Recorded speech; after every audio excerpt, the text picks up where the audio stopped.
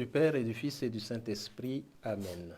Viens, Esprit Saint, viens nous éclairer, viens nous accompagner, nous aider à comprendre cette parole qui nous sera annoncée. Évangile de Jésus-Christ selon saint Luc. En ce jour-là, Jésus était en prière à l'écart. Comme ses disciples étaient là, il les interrogea. Au dire des foules, « Qui suis-je » Ils répondirent, « Jean le Baptiste ». Mais pour d'autres, Élie. Et pour d'autres, un prophète d'autrefois qui serait ressuscité. Jésus leur demanda, « Et vous, que dites-vous? Pour vous, qui suis-je » Alors Pierre prit la parole et dit, « Le Christ, le Messie de Dieu ».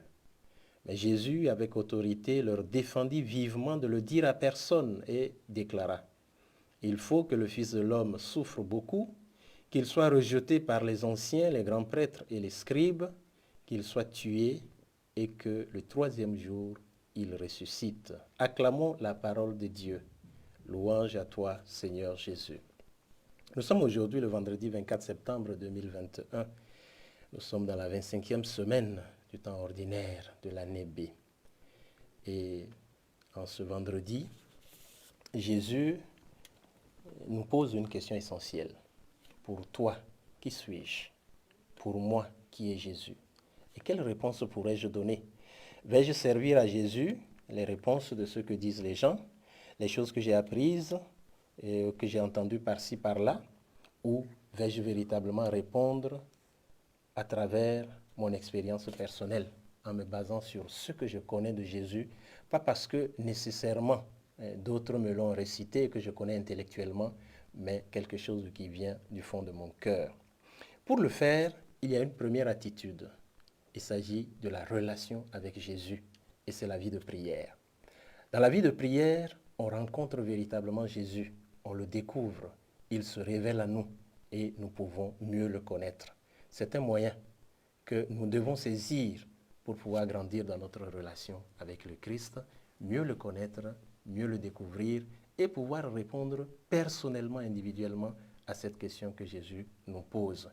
Et c'est en cela que nous pouvons découvrir qu'il est le Christ et que nous sommes ses disciples et que sa place dans notre vie est une place primordiale. Ensuite, nous pouvons voir que le fait de savoir répondre à la question de Jésus ne signifie pas que nous connaissons tout de Jésus. La suite du Christ demande toujours d'aller plus loin dans la connaissance du Christ. Il faut toujours marcher à sa suite et accepter toutes les surprises qui peuvent venir de lui, y compris la surprise de la croix. Ce n'est pas évident. Et beaucoup de fois, comme chrétiens, quand nous rencontrons des difficultés, la souffrance, nous pouvons être tentés de nous révolter. Et c'est normal. Mais nous ne devons pas nous laisser aller sur ce chemin de la révolte.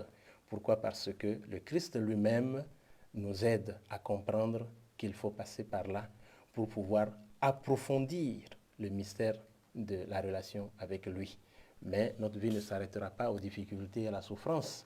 Il y a la résurrection quand nous faisons confiance au Seigneur. Nous allons demander au Seigneur cette grâce de pouvoir accepter de nous mettre en chemin avec lui, de marcher à sa suite, d'accepter les difficultés de la rencontre avec l'autre pour le connaître toujours davantage, pour comprendre, mieux comprendre Jésus, mieux comprendre ce qu'il veut de nous et surtout accepter également les croix quotidiennes de notre vie. Cela fait partie de notre rencontre avec le Seigneur. Au nom du Père et du Fils et du Saint-Esprit. Amen.